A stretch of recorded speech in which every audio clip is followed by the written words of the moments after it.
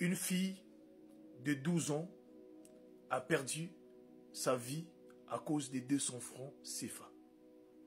Histoire vraie. Alors c'était une fois une très jeune fille de 12 ans appelée Abiba. À chaque fois, quand elle partait à l'école, ses parents prenaient soin d'elle.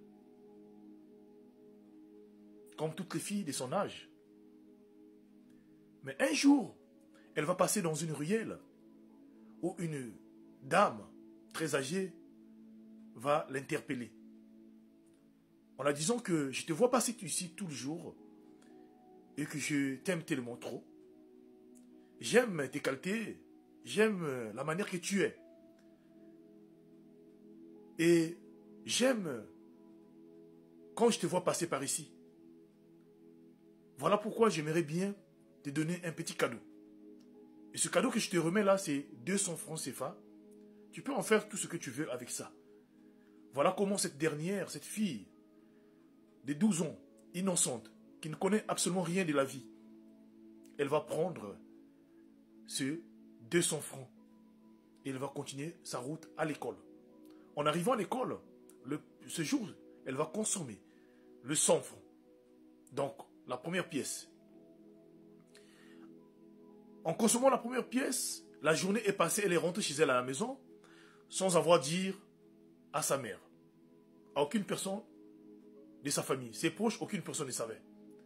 Le lendemain, pareillement, elle a consommé la deuxième pièce, qui équivaut à un 100 francs, ça devient 200 francs. Alors, à partir de cela, dès qu'elle avait fini de tout consommer, l'argent que cette dame l'avait remis comme cadeau, cette dernière a commencé à voir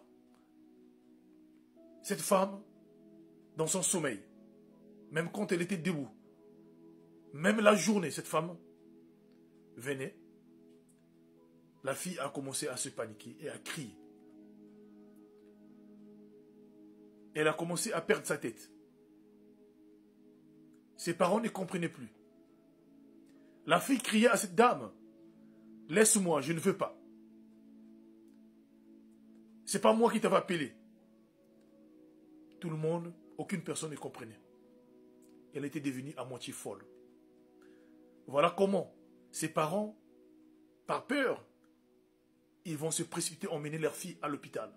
En arrivant à l'hôpital, le médecin va diagnostiquer la fille en disant aux parents qu'il n'y a rien dans le corps de votre enfant.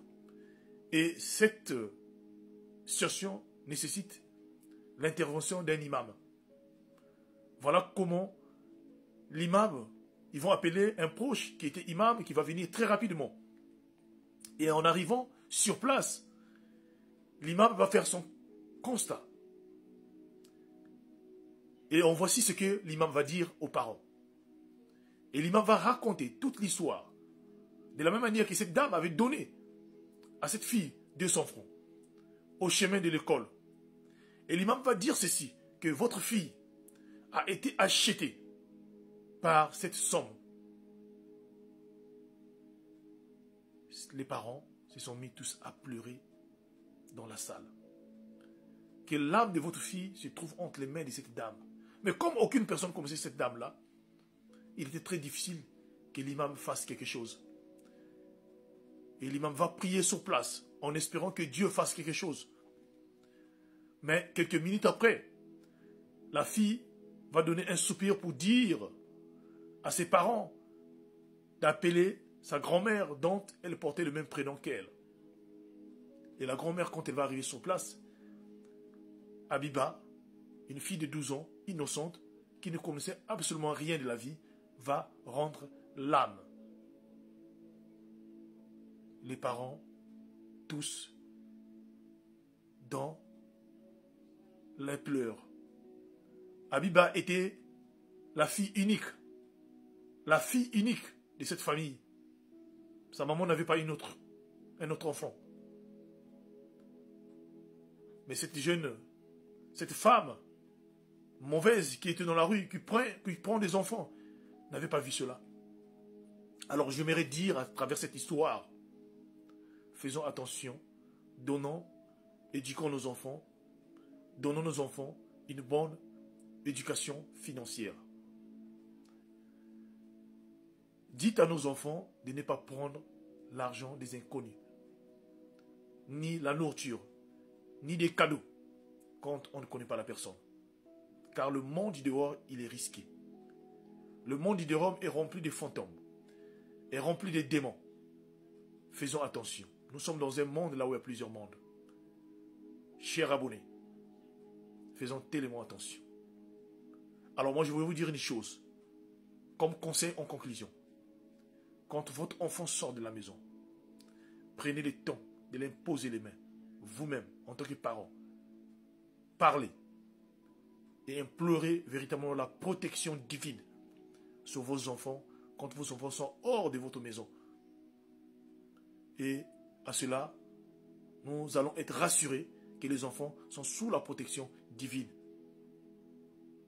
et que le sang de Jésus-Christ les protège.